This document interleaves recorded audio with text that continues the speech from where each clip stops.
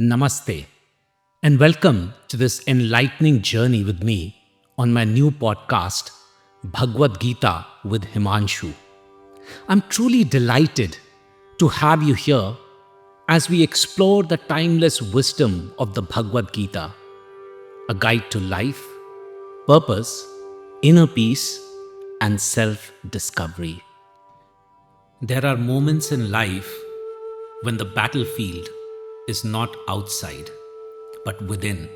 This is Bhagavad Gita with Himanshu, where we do not merely read the Gita, we try to live it. The Bhagavad Gita begins not with peace, not with meditation, not even with wisdom. It begins with a crisis. It begins with a warrior who cannot fight. It begins with Arjuna, standing in the middle of Kurukshetra, looking at both armies and suddenly finding that the war outside has awakened a much deeper war within. This is the first chapter, Arjuna Vishada Yoga, the yoga of Arjun's sorrow. At one level, it is the story of a warrior's breakdown before battle. At another level, it is a story of every human being who has ever stood at the edge of a difficult decision. Arjuna is not an ordinary man. He is skilled, disciplined, courageous, and respected. He has faced danger before. He knows war. He knows duty.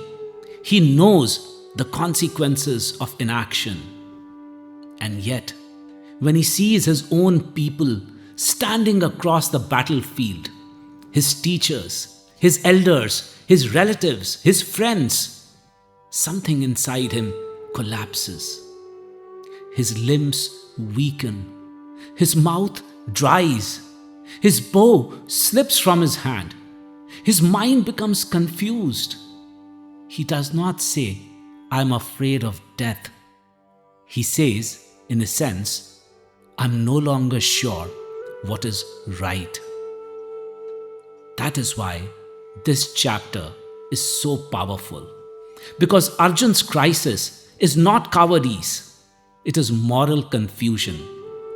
And moral confusion often comes not when we are bad people, but when we are sensitive people. When we can see many sides of a situation. When we know that every decision has a cost. When duty and affection stand against each other. When victory itself begins to look like loss.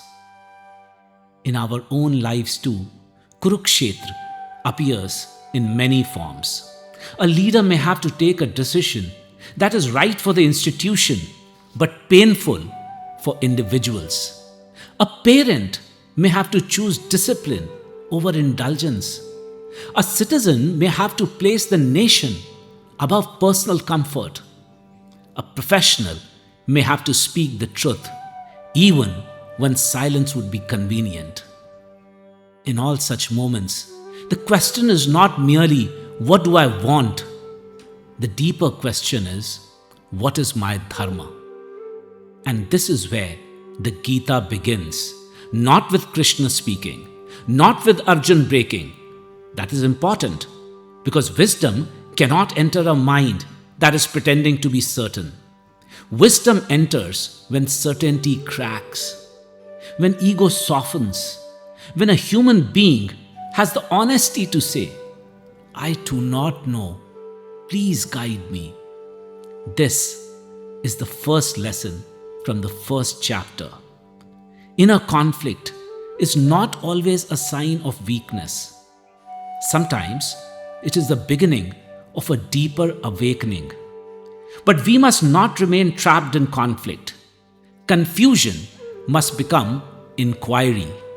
Pain must become reflection. And reflection must become right action. Arjun's sorrow becomes yoga because he does not run away from it.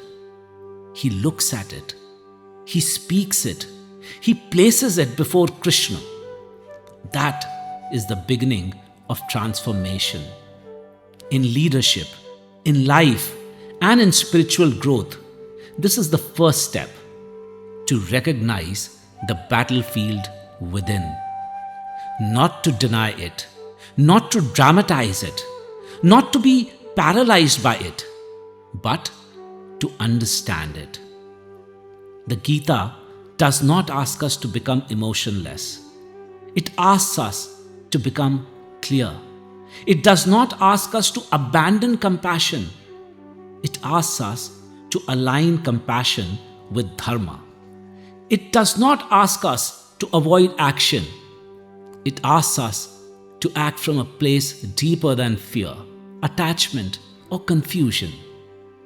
So today, pause and ask yourself, where is my Kurukshetra? What is the decision I am avoiding?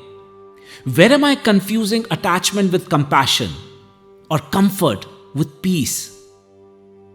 The Gita begins with sorrow, but it does not end there, and neither should we. This is Bhagavad Gita with Himanshu. Pause, reflect, and ask yourself, what is my Dharma in this moment?